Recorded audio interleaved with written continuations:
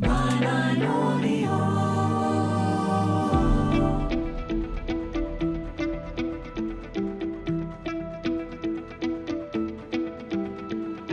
Welcome to week 4 of Vote Watch 24. I'm Peter Jukes, executive editor of Byline Times, and our subject this week, well, I'm joined by Hardeep and Adam.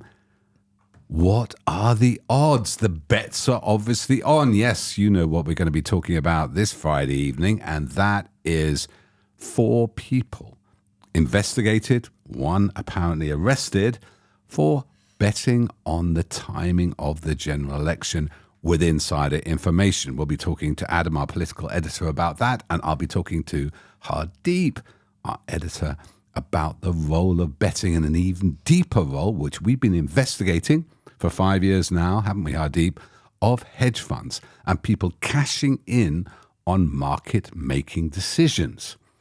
We'll also be looking at last night's debate with Rishi Sunak, a bit petulant, wouldn't you say, Adam? Yeah, he's looking more and more miserable every time he does one of these events. And maybe Keir Starmer looking slightly more warmed up and friendly and accessible. And we'll also be talking about who other than our favourite subject, Reform UK. Reform used to be their previous abbreviated title, by the way. I'm not being rude. And Nigel Farage. I had 5 questions to ask him about Brexit, Trump and Russia, and we might go over those and his recent manoeuvres. But first, Adam, headline on this week's digital edition is Spivocracy. I think you've come up with this title. Tell me about Spivocracy and what happened this week. The news scandal. It doesn't take a week. There's always a news scandal for Rishi Sunak. Well, yes, I mean, you'd think by this stage of the election that things would have calmed down and the scandals would have run out. But no, another week, another scandal affecting Rishi Sunak quite directly. This news that his senior advisors, senior Conservative officials and Conservative candidates all bet on the date of the general election, and data suggesting that those bets took place immediately before Rishi Sunak announced the date of the general election. There's now an investigation by the Gambling Commission and a protection officer has been arrested as well. And this taps into a broader sense that has developed over the past 14 years, that the Conservative Party and this government has been governing largely in their own interests rather than the interests of the country. Shall we just go dig down a little bit detail? Because Yes. some people, our international audience, there might be people who haven't quite followed this story in detail. So there were 3 investigations by the Gambling Commission over the fact that senior aides or people in a position to know put money on the betting market, because you can spread bet anything. You probably spread bet how late we'll be of this show on some gambling market, only with insider knowledge. And that is in breach of some gambling rules, is it? Gambling rules, yes. It's unclear whether, with the exception of the police protection officer, whether there's actually any criminal investigation going in, but there's certainly a potential breach of the rules in the gambling. It's not clear exactly how far this will go, but it does involve the PPS to the Prime Minister, who's senior parliamentary aide, director of the Conservative Party campaign, who's now been suspended. And his wife. And his wife, who's also worked for the Conservative Party as well. So these 3 people. Who's also a candidate. And also a candidate. So these people in a position to know went and put some money, maybe not huge amounts of money, but we have seen graphs. There was a spike, wasn't there, on Betfair? Yes, we don't know because virtually none of the betting companies publish this information, but one does, Betfair Exchange, publish this information. Because that's a Betfair against well, other they betting. don't publish it, they make it available. It's possible to scrape it from their website. And this shows that in the days leading up to the announcement, and particularly the day before the announcement, there was this surge of betting activity. It is, from what we can see, at least on this one site, we're talking about thousands of pounds that were bet, not massive amounts. But this is only one This is site. only one site, and we don't know how many sites and how many people were involved in this. But there were quite a lot of bets, a lot of small bets, but a lot of them, right? So it's a big spike. We can't see the graph here, but if you were to see it, it's tiddling along like that and then goes like that. It's a very noticeable spike. So this is privileged information a small group of people would have known, which seems to have spread out, at least and in one market, led to a spike. So would that suggest suggest, Adam, and what's your information as our expert who has his ear to the ground in Whitehall, if you can have your ear to the ground in Whitehall, this suggests there's more than just maybe 4 people. So there are reports and rumours that this involves more individuals. There was one rumour doing the rounds that it actually involves a cabinet minister. Gosh. This was put to Rishi Sunak today at a press conference, and he chose not to answer that point, to deny or to confirm that fact. But that is certainly doing the rounds that it does involve a cabinet minister, which would be an extraordinary development if that's the case. Well, it's already involved the partner, a candidate who's the wife of the campaign manager who's has to be suspended, so that's pretty bad. So situations like this, Adam, and it reminds me slightly of Partygate and crony contracts, this is a hue and cry now. Every journalist is going to be trying to track down who that other person was. This is not going to end quickly, is it? No, the really remarkable fact about this is that you would have expected the Prime Minister himself to have moved immediately and to have disassociated his party from these individuals. The Prime Minister today repeatedly insisting that he's going to wait for the result of the Gambling Commission investigation. But there's only one person who knows for certain who knew this information. He took the decision to call the election. He knows who was aware of it. He works very closely with all of these individuals. He could work this out himself without any investigation very quickly. And he hasn't suspended anybody. So the police officer, obviously it's a slightly different order of public conduct, isn't it? We're not prejudicing what's in the investigation, but this is a person who has a clear duty of conduct. We've seen in past investigations like Partygate, let's not forget that Rishi Sunak himself got a penalty notice as well as Boris Johnson. These people investigate themselves, they hold themselves to a slightly lower threshold than you would a police officer. Well, I think there's a difference here. The law on this is unclear. It's unclear if there's going to be any criminal charges at all, aside from potentially the police protection officer. But there's clearly an ethical dimension to this. And it does tap into that broader sense that I think we saw also with Partygate, where there's a sense that the people in power follow a different set of rules to everybody else. And I think that's ultimately what it plays into. But in terms of finance, yes, I think it's likely to not be huge amounts of money. But I think, as I've written today, it taps into this broader sense that those at the top of power and their donors and the PPE scandal, etc., there's just this record of the government serving their own interests, including their own financial interests, rather than the interests of the country itself. Well, we'll get later to the larger amounts of money in hedge funds and things like that. Let's just dig down a bit on this particular issue, because Rishi Sunak himself, well, we'll go to the fact that he made millions out of as a hedge fund. Well, he is a former hedge funder himself, yes. Yeah, out of the disaster of the 2008 crash. But I think the analogy most salient in people's minds is going to be Partygate, isn't it? That while Queen was mourning alone the death of Prince Philip, while we were, I missed my son's birthday party, people missed funerals, they were having a wild time. Hundreds of penalty notice, including, as I noticed, the then Chancellor Rishi Sunak and then Boris Johnson. So, yeah, everybody understands a flutter. Everybody bets on the Grand National. But obviously also understands a rigged bet when you're betting with you knowing that horse is going to win. So you think this just opens up this attitude? Yes, and I think particularly when it's still unclear why the Prime Minister called the general election when he did. So there's always this sense that he called this election for his own political advantage rather than for so much of his agenda hasn't been able to be pushed through. Like smoking ban, for instance, wasn't given time. Rwanda flights. Yeah, Rwanda flights. So it does tap into that broader sense that this was for their own political interests, but also, in this case, the financial interests of those who sought to benefit from this announcement. Somebody did post, there was a Conservative attack ad showing Keir Starmer and Kim Jong-il and somebody else, and Putin looking at him going, oh, he's an easy mark. Of course, then somebody retweeted the fact that his wife's father meeting with Putin. So, we know that Infosys has got, that company has had contracts. Well, the Conservative campaign adverts have generally been incredibly badly timed. In the hours before this scandal broke, and even after it broke, the Conservative Party's Twitter account had launched a video showing a roulette wheel. Don't risk yourself with Labour. That advert has now since been deleted by the party for obvious reasons. Yeah, there's that expression, isn't it? Casino capitalism. And that speaks to that a bit. Hardeep, what did you make of this? We'll talk about the deeper structural issues going back to Brexit with hedge funds and all that. But and last night's performance of Rishi Sunak when he said, it's awful, that's never happened, and then never said he's going to do anything about it. I agree with Adam. It just feeds into this notion of it's one rule for us, another for everybody else.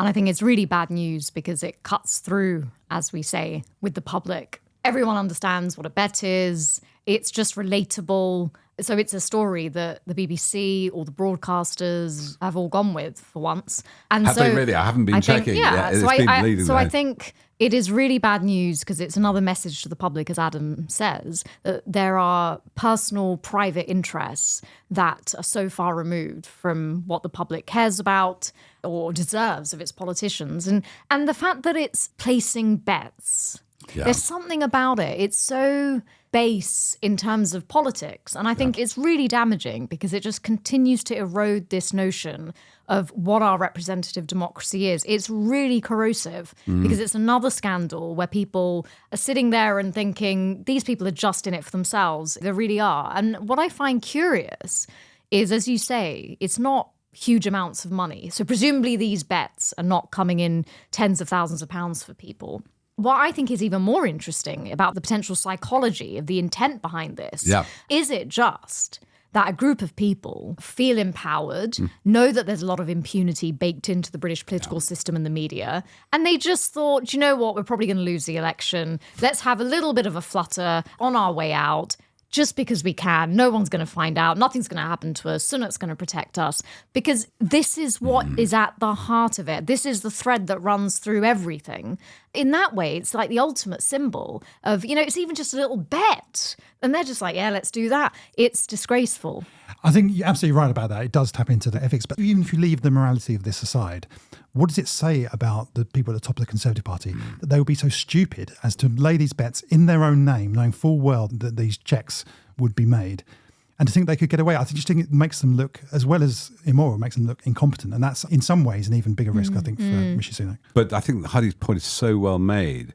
And you did see this also with Partygate, because there was hundreds of penalty notices. So we know that at least Johnson and Sunak had unlawful gatherings when we were all locked down. But then everybody starts it. It's this contagious, isn't it? It's that sense that they all do it. Now, the arrogance of doing it as well. Yeah, and the key thing is you'll get away with it. Nobody will check.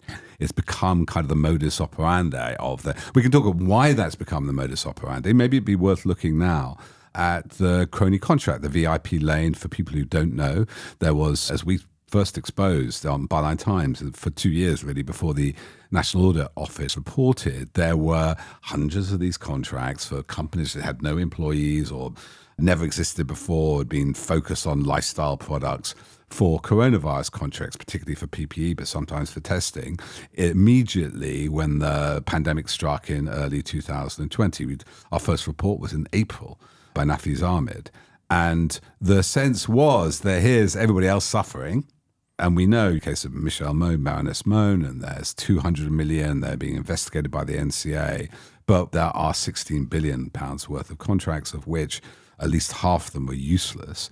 So that's a lot of public money going through, not exclusively, but mainly through a VIP lane. That's actually, I think, the government's own terms for it when Jolyon Morn, Good Law Project, got them to disclose on that. The thing about a bet like this, Adam, isn't it? It's always against somebody else's expense. You only make money when everybody else is betting the other way. Yeah, it distorts the market. So other people laying bets honestly, just off their own hunch or whatever, are missing out and getting different odds because of the surge of bets that took place that day. Yeah, and because you have inside information, you're basically taking money off the people who haven't got the inside information. Yeah. And certainly with the PPE contracts, wasn't it? This is taking money. You happen to be in a position where you have a contact in China or potentially a contact in China. And that, we always talk about the 1% dominating politics as the 1% who own whatever it is now, 95% of the wealth. But we always understood they were kind of a vested interest to pressure politics. We didn't understand until this closing moment that this has become the operating principle of the Conservative Party at lower and higher ranks. And we've got, maybe you could talk briefly about, we have three people on the digital front page. We have Truss, and we have Sunak, and we have Cameron, who, what did he do when he left number 10 after the Brexit? Yes, I mean, you look at, this goes well beyond Rishi Sunak. You look at the people around at the top level of the Conservative Party and the government. David Cameron, who left office and then became involved in a massive lobbying scandal involving his former colleagues in government. You might have suspected that would be the end of his political career. Not a bit of it. He was welcomed back into the party. Somebody like Grant Shapps, the Defence Secretary, who first rose to public prominence for using fake names in order to run a get-rich-quick scheme. Again, you might have suspected that would be the end of his political career. Not a bit of it. He's gone from strength to strength since then. Boris Johnson, who left office, ignored the regulations on taking post-government appointments, took a job with a hedge fund. Yes, back to hedge funds again. Met with the Venezuelan president despite advice to the contrary on behalf of a hedge fund. And the list goes on and on and on. Of course, Liz Truss as well. Her chancellor, Kwasi Kwarteng, also a former hedge funder, used to work for Crispin Odey. More about him later. More about him later. And on the day that he announced his so-called mini budget, which destroyed the mortgages and the hopes of millions of people around the country, he met with senior hedge funders who egged him on to carry on with his disastrous measures. So at every level, particularly at the top, it seems like every single senior figure has got some kind of personal interest in this world that we're talking about, which is on a much larger scale than anything revealed during this scandal of junior officials and candidates making bets. Spivocracy, I think, is a good word for it. It's your coinage. I also think it speaks to something that we've really seen in these past few years in politics. Actually, the public has a valid point when it says, what are these people actually in it for? Yeah. We have to be careful that that's not just something we see as a trope that the public has in its mind and they're all the same. Actually, that's a valid point. As you've just said, Adam, several people very high up in the Conservative Party, the question does arise, what are they in it for? And I remember speaking to the Labour peer, Lord Alf Dubs, earlier this year. Very long career in politics, was an MP, peer. An amazing origin story. Exactly. And done a lot of work around refugees. And when he sums up his political life, he said, you've got to believe in something. And for me, all of this, the impression you get is, what do these people believe in? What do they actually believe in? And the problem with Rishi Sunak, and I saw this in the debate again last night, it's very hard to pinpoint who is he as a political figure. What does he believe in? What is he motivated by? Beyond this notion of the Rwanda scheme and national service, these kind of gimmicks, who is he? And where has he come from? How has that been formed? And who is Liz Truss? And what did David Cameron really believe in? And what about Kwasi Kwarteng? Why is he going to those champagne lunches and then crashing the pound?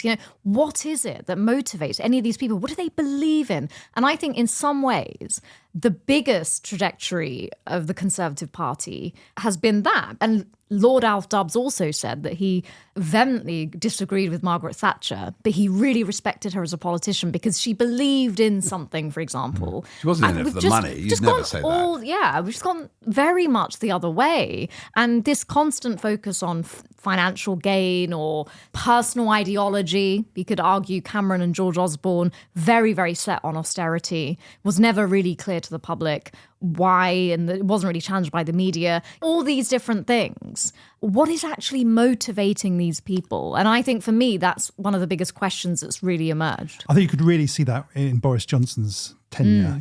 So much of the commentary and debate was about, can he afford to remain Prime Minister? Can he afford to stand again as Prime Minister? And of course, all of the stories about loans being arranged for him through the chairman of the BBC and the borrowing money to decorate Downing Street. We forgot about the BBC chairman, Adam. Oh my God, that happened as well. The BBC's chairman was arranging the loan. And got knighted this week.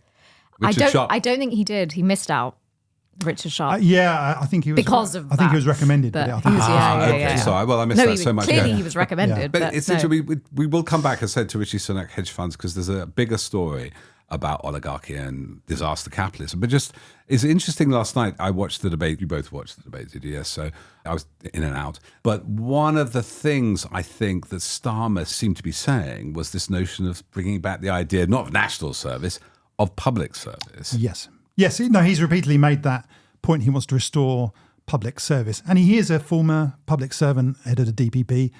We'll see if he lives up to that record. But it's certainly, I think, something that chimes with the public, the sense that politicians shouldn't be in it for themselves. They should be in for serving the public. And we'll see how he does with that. And not a Grant Shapps. And even Jeremy Hunt, who in this current cabinet seems like the grown-up sometimes, like a man of great stature.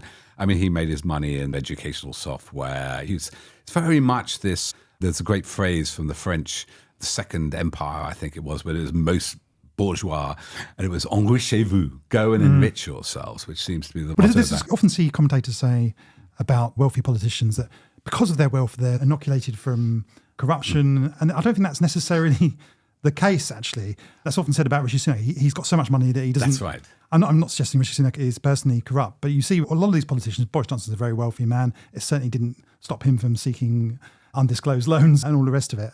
But I think that's something of a myth that actually people with money don't then try to seek it out, but actually sometimes the opposite is the case because you're motivated by those factors. One of the theories of this, way back at the beginning of Byline Times, and you're right, Michael Heseltine was wealthy. He ran the Haymarket Publishing Group, may still do. Margaret Thatcher was married to a millionaire. Now, millionaires and today as it was then.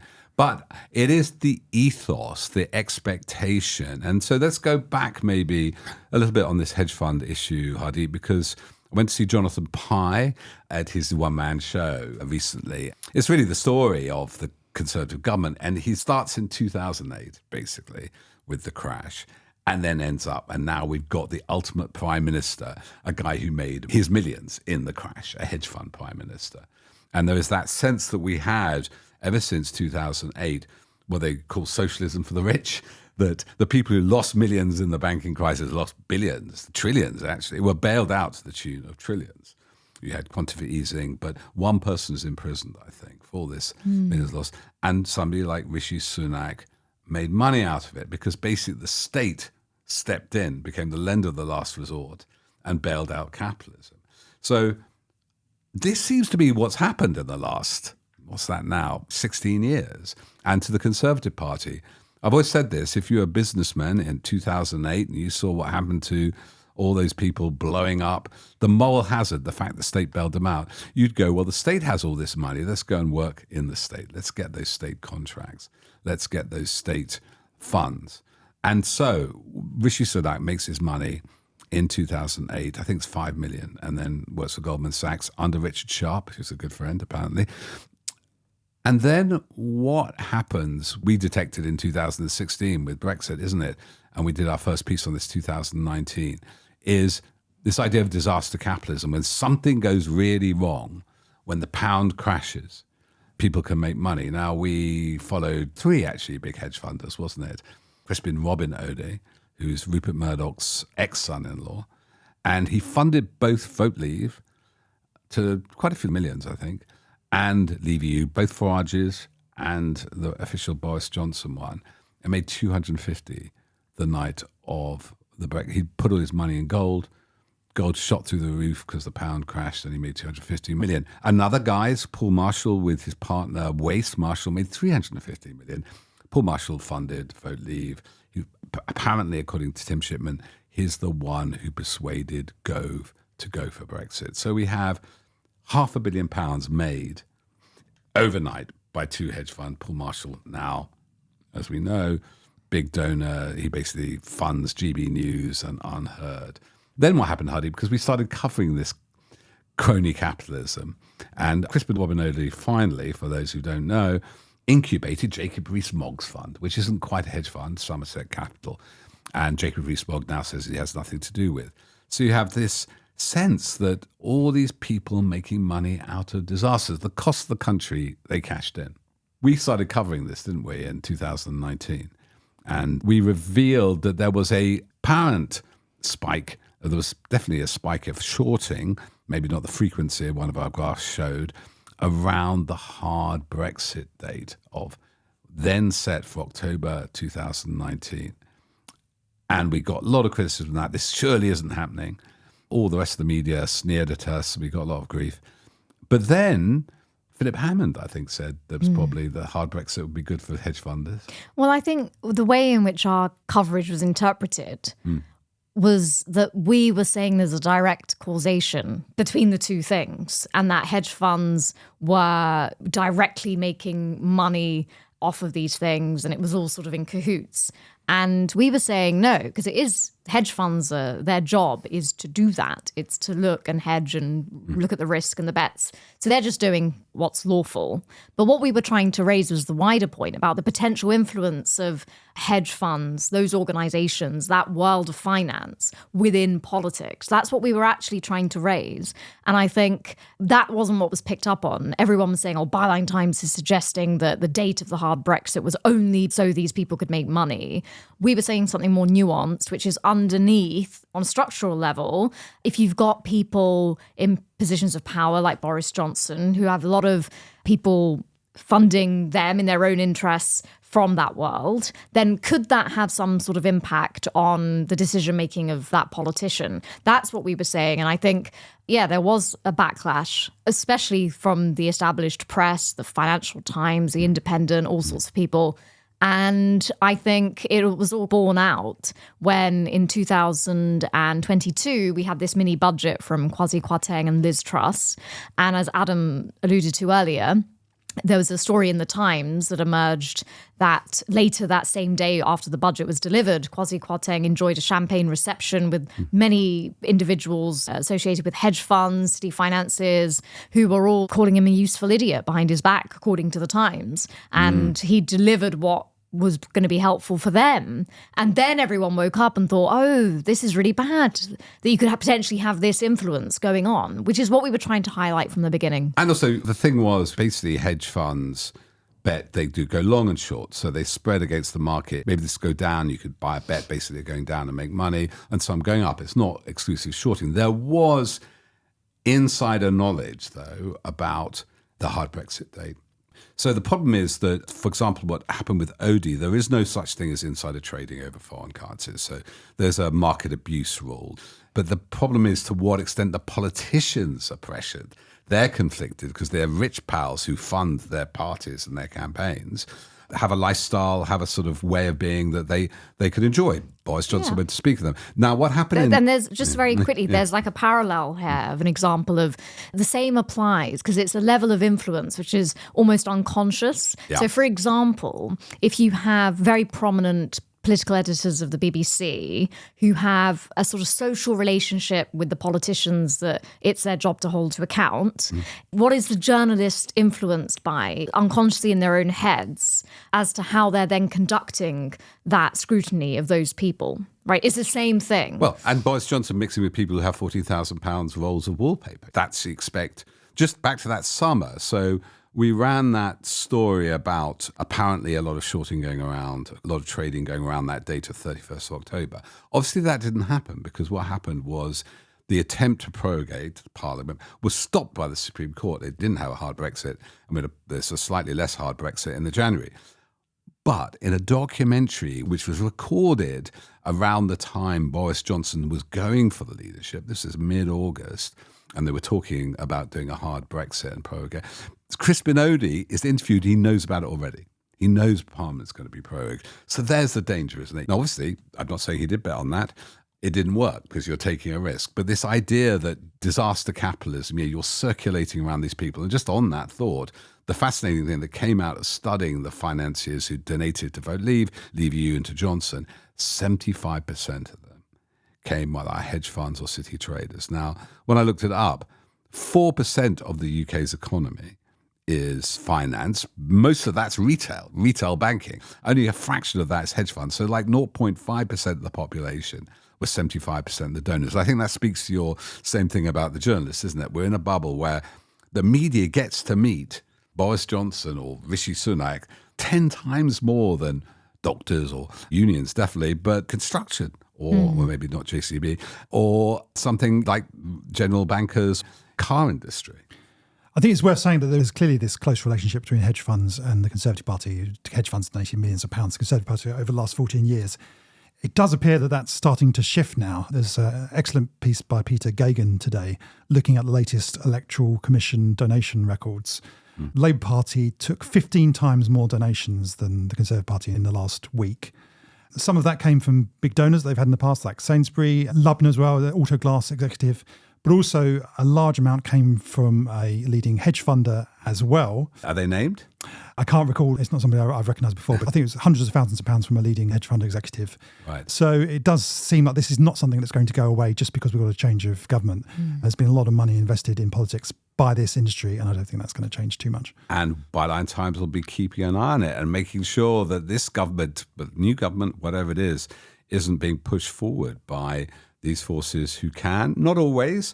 Hedge funds can do good things. The idea of hedge funds is they smooth over fluctuations in the market. Goes back to the corn exchanges in Chicago, that you basically sell your wheat ahead at this price. And if it's actually everybody else is selling more, you lose out. But the trader makes a lot of money, but maybe it sells at less and the trader loses out, you keep more money. So there is a role for it, but if it's not dominant, certainly this needs to be stopped. We need to have some, maybe an investigation, but the market abuse regulation, only used once, should be more enforced, because I think hopefully this scandal of the betting will alert more people's eyes. And of course, another big political figure who knows this world very well is Nigel Farage as well, who had questions himself about shorting the pound during the 2016 EU referendum night. There's a famous picture, isn't there, Adam? Maybe describe it to us for viewers who haven't seen it. It's him pointing to a TV screen of the pound's value going down and thumbs up. That thumbs up, it goes down, thumbs up. That exactly, yes. It's hurting us, but it's benefiting him. But it's interesting, that story, because what it revealed is that there's normally an exit poll at a general election. There wasn't an exit poll, I think. There was an exit poll. There wasn't like a formal exit poll for the EU referendum.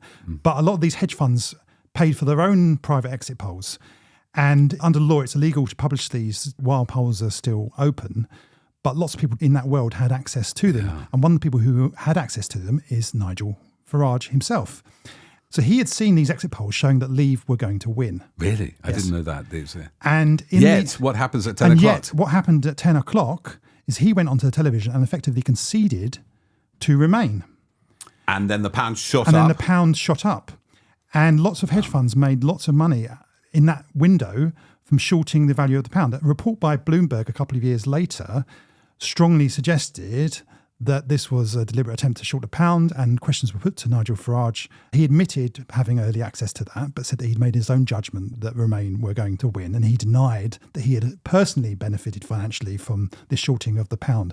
But it's certainly a very murky world, I think. And it shows the possibilities there for others to benefit. And obviously, going back to our point, firstly, the lack of regulation on this. I think in America, the SEC would be knocking on your door quite quickly. We have quite light touch regulation, thanks to Blair and Brown.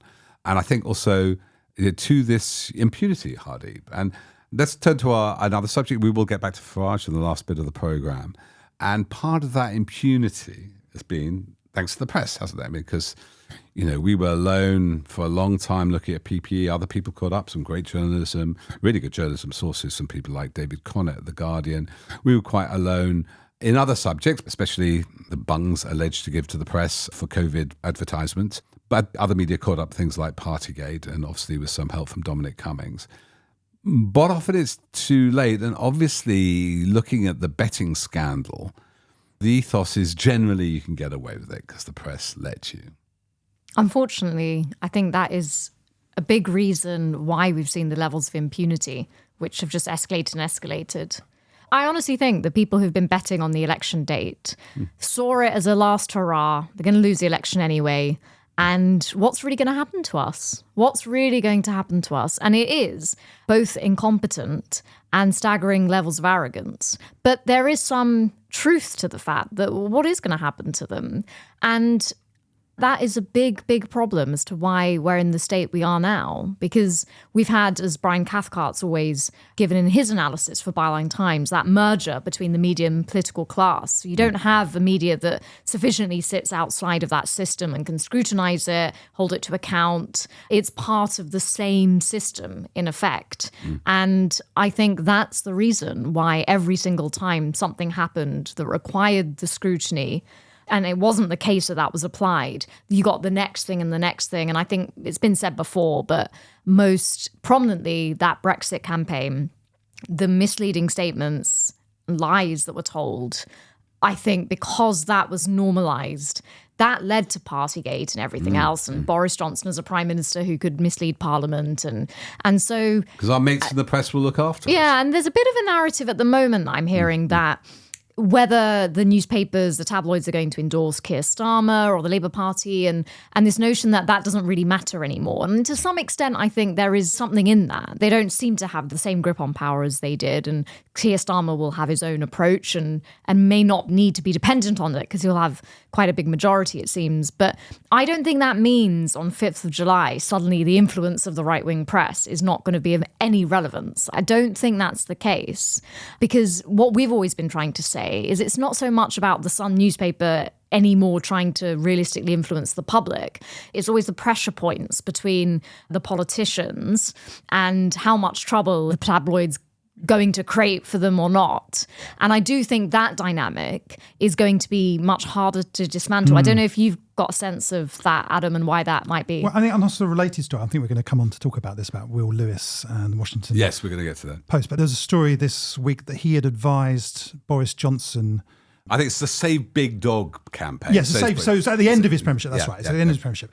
Advised him to, and senior officials in government, to delete difficult WhatsApps that could come up in the COVID inquiry.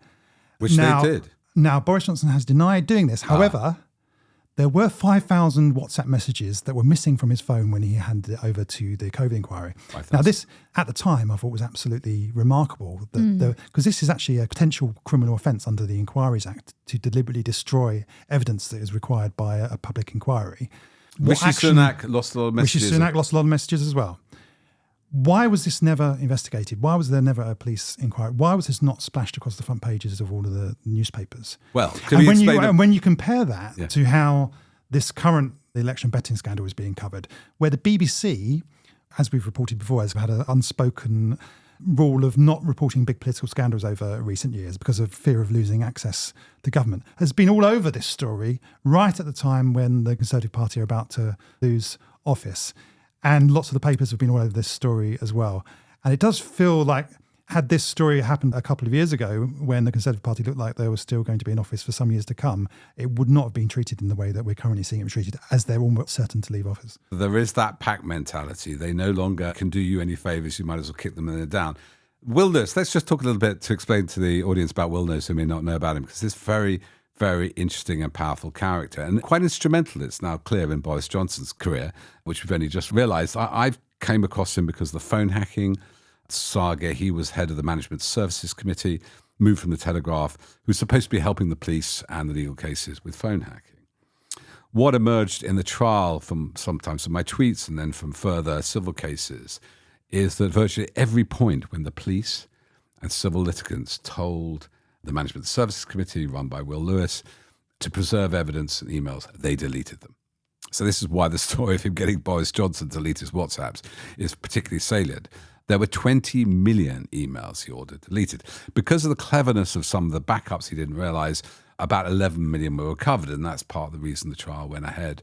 But he then went on to work for Murdoch as the publisher of the Wall Street Journal, and then recently has arrived as head of the Washington Post, brought up by Jeff Bezos to the other great rival to the New York Times, bigger than Wall Street Journal, the Washington Post.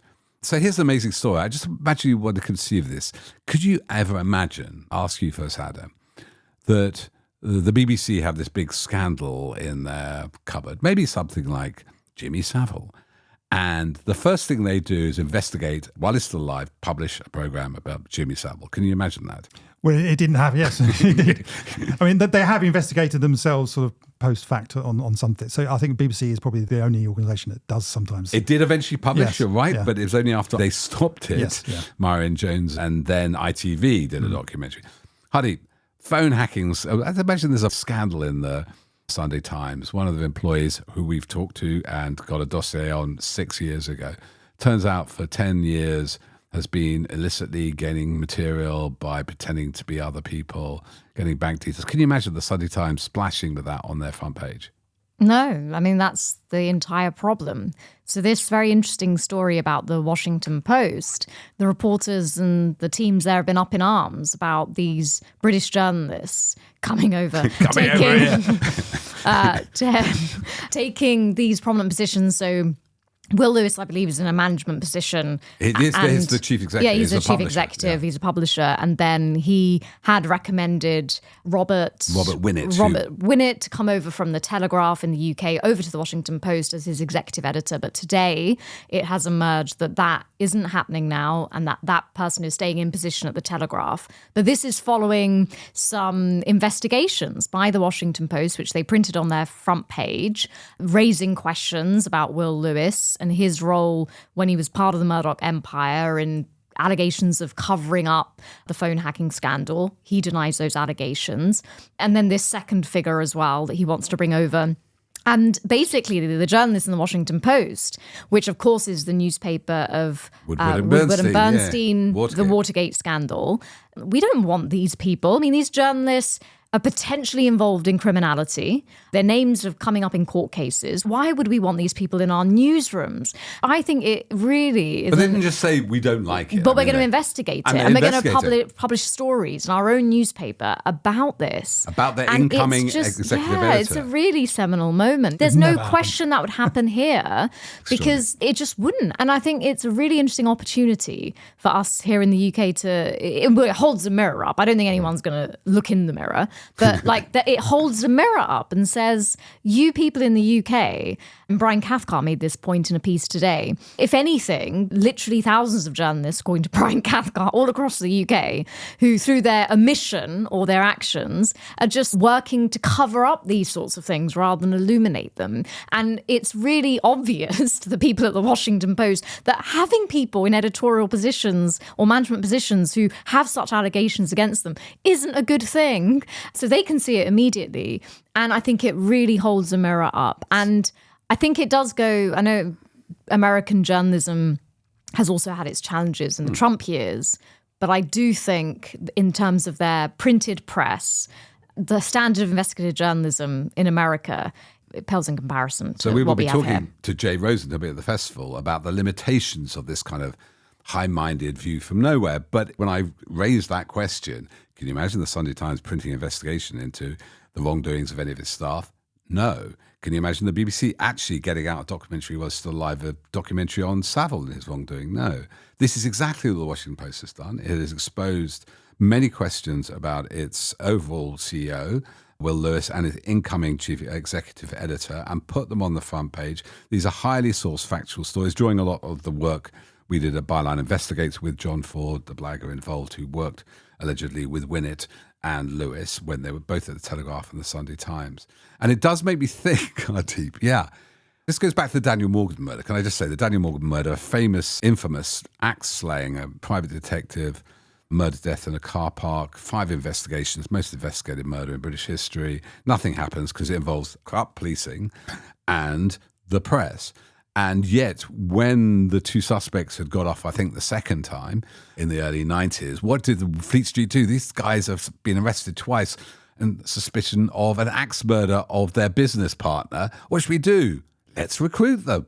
Let's use them. And they're used extensively by Piers Morgan and the editor now edits the Express. And of course, that's Gary Jones.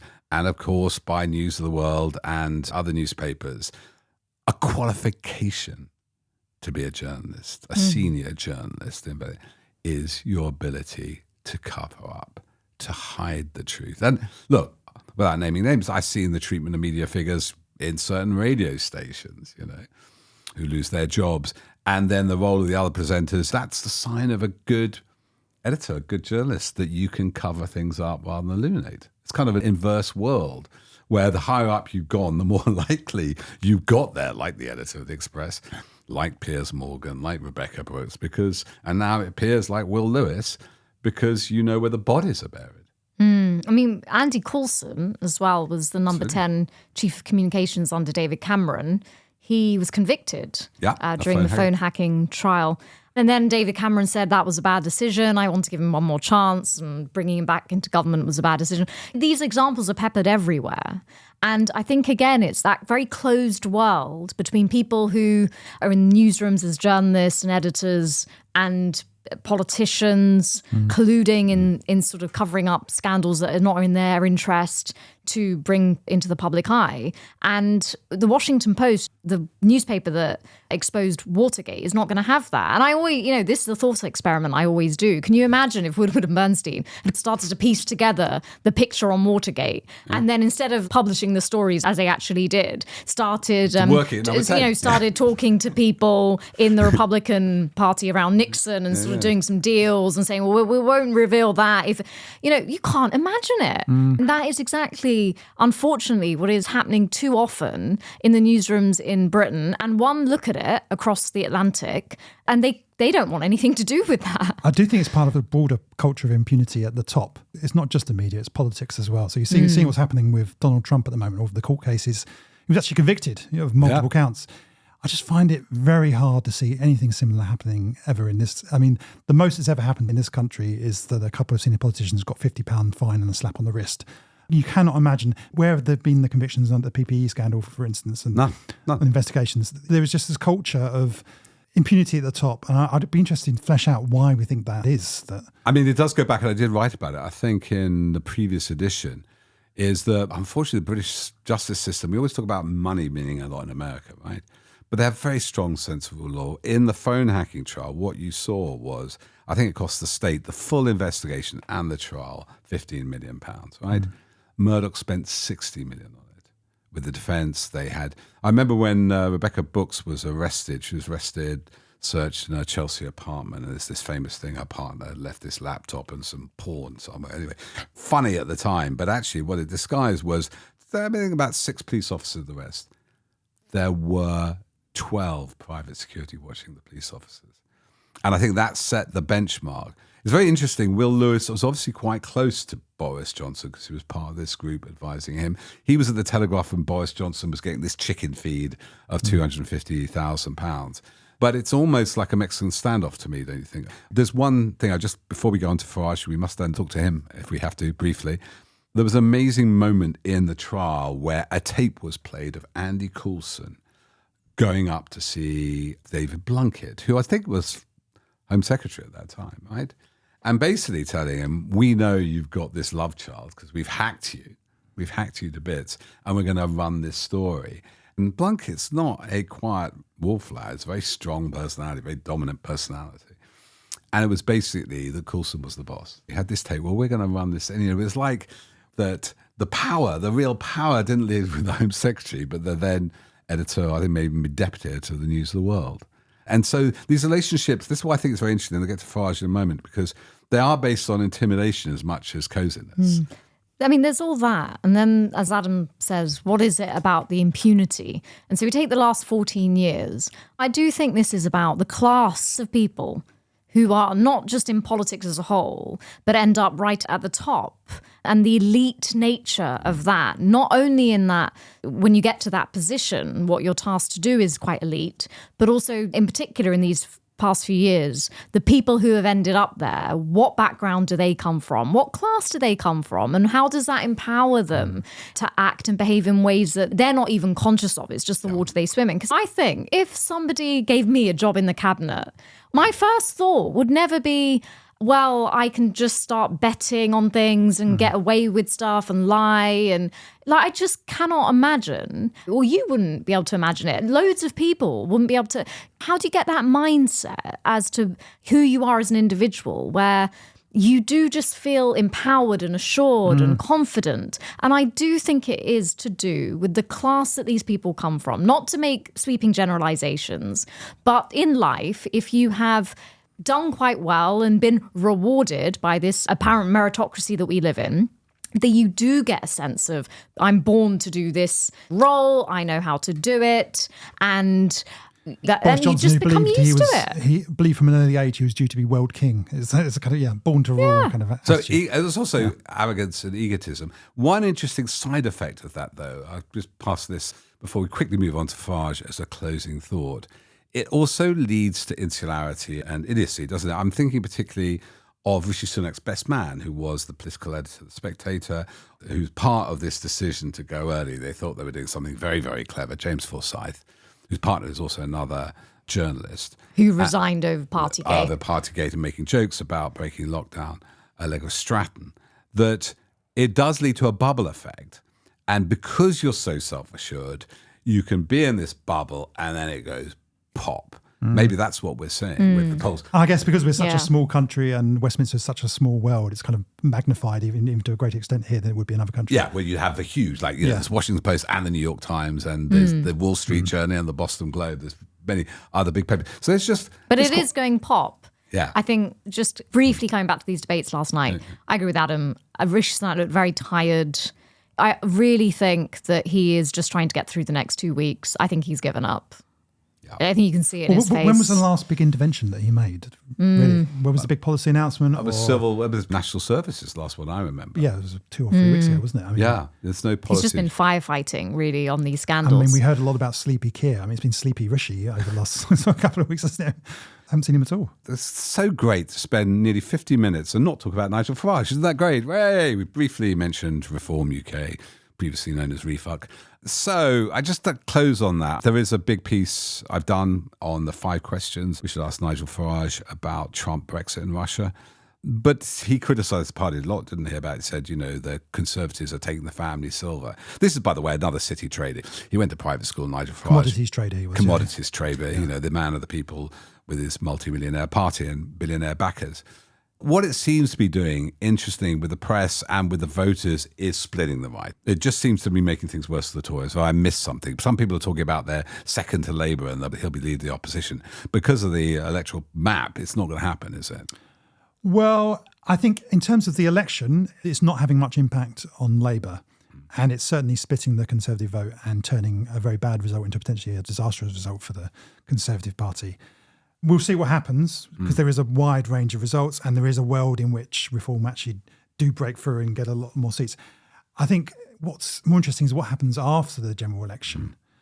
Does Nigel Farage, either as leader of Reform or as a member of a new Faragist Conservative Party, then become a new opposition movement against a Labour, centre-ground Labour government? But with very few, just electorally, let's be clear, with very few seats. I mean, unless he's absorbed into the Conservative Party by a new leader or whatever. Conservative Party will have to be into double figures, not to triple figures, for that to happen when it needs to be. Which I think they are likely to be. I mean, there's a big range, and some of that range has them down as low as 30 seats, but I think the upper range is as high as sort of 140 seats or something like that. So we'll have to wait and see on that, I think. But they still could be smaller than the Lib Dems. Any thoughts on that? The fact we haven't talked that much about Nigel Farage? Are you relieved, Hardeep? Do you feel a huge Reform insurgency, or do you think it's been a bit talked up?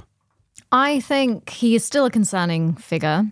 In recent days, a few stories have emerged about his apparent support for Andrew Tate. Oh, that's very important. Who's a very concerning Andrew figure. Tate, who is accused of people trafficking and rape, is in Romania about to be prosecuted, and his brother, and it's a very big figure on the sort of masculinity and misogyny, you would say. Yeah, and I think tapping into these streams that he is part of, if he does gain prominence, if he does gain this seat in Clacton, which one poll funded by his friend Aaron Banks seemed to suggest that he will gain that seat, he's going to have another degree of prominence. Now, that's what's interesting, because at the moment, he has a lot of prominence. He has a lot of platforms in the media and political life, but actually doesn't have a public role. I mean, he was an MEP, but he's never been an MP. I guess in a way, can you imagine? Actually, I'm just thinking about it right now. Can you imagine if he wins the seat, how much prominence he will get? And I really do think that. And then it does become, he's the leader of his opposition. Well, he's oppositional, and now he has an official platform as opposed to the unofficial platform he's always been given anyway. And so, it is concerning. So what is he going to use that platform for beyond the current themes we know? There does seem to be one eye still that he has on this almost American, they call it alt-right, whole world of masculinity, misogyny, patriarchy, that sort of thing, which seemed very much the MAGA movement in Republicans in America. What he claims, what Reform claim, is that they do have a growing audience among young men, particularly on TikTok and other social media outlets. So there's not huge amounts of real-world evidence of that, but it'd be interesting. It's certainly the case that there are young men who are leaning to the right in a way that previous generations didn't.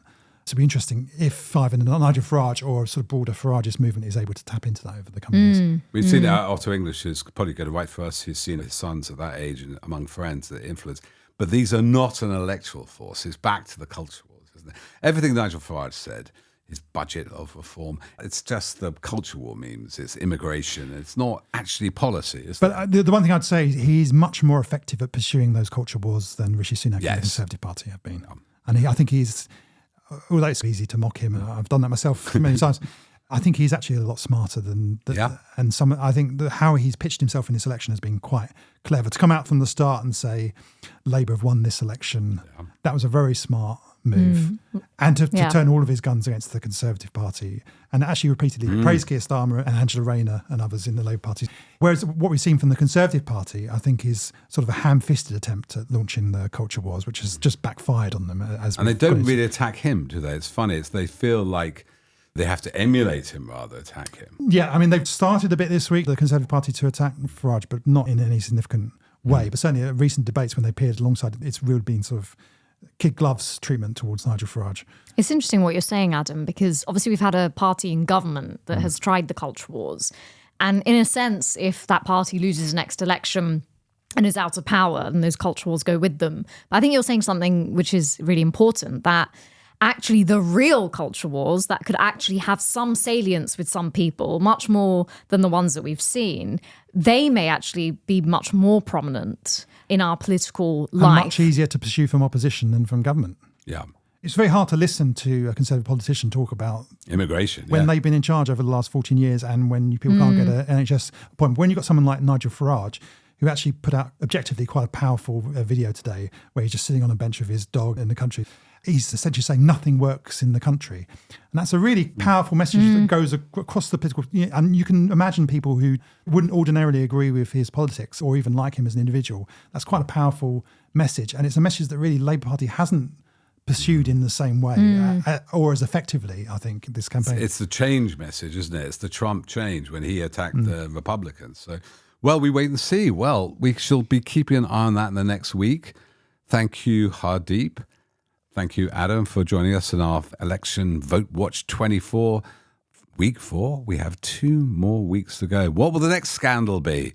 Well, the bets are off on that one, and we'll be coming back next week. And then the week after that, we'll be live from the Byline Festival with our election coverage with Adam and Hardeep, Josiah Mortimer, chief correspondent, figures like Peter Oborne, Alex Hall, Sangeeta Miska, and it's going to be led also by our podcast presenter, Adrian Goldberg. Will be broadcasting live on the night of the election and the morning afterwards. Meanwhile, we'll see you next week. Thanks for tuning in. Here's In the Shop, the latest edition of Byline Times. You can get it in most good supermarkets. In the middle is a game of Snakes and Leaders, a brilliant board game you can play on election night, illustrated and devised by Martin Rosen. You can get your copy in the shops or go to bylinetimes.com and subscribe. Meanwhile, thanks for listening and see you on the next stage of the roller coaster next week.